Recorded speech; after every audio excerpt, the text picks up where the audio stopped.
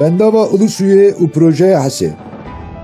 Bendava Ulusu u projeye hase ku perçeyeke ji vizyona sedê salê a Tirkiyeyê ye bitî paqe ve li dünyayê a yekemîn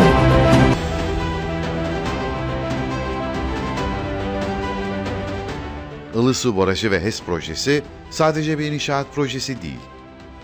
318,5 kilometre karelik göl alanıyla Dicle'nin geçtiği Diyarbakır, Mardin, Batman, Siirt, Şırnak illerini kapsamaktadır.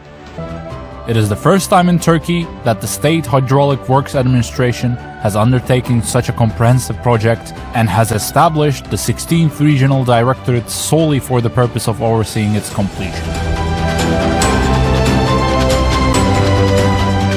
The authority of the Directorate is limited to the Ulusu project and oversees activities in 5 provinces that include physical construction, exploration, resettlement, archaeological and cultural activities, roads and relocations. Çemi Dicle'ye.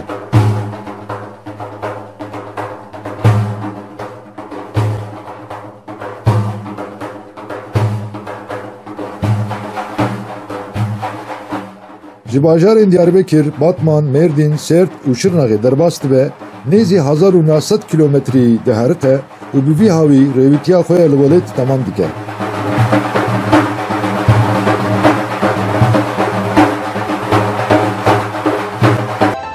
As an integral part of Turkey's centennial vision, Ulusu Dam and HPP project will produce more than 4% of Turkey's energy demand.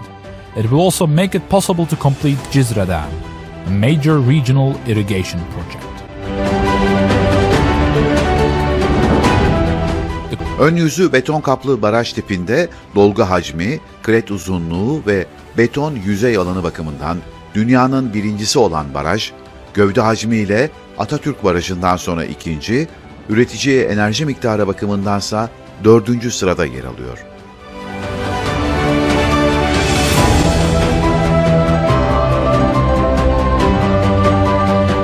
Ilısu Barajı ve HES projesi sadece bir inşaat projesi değil.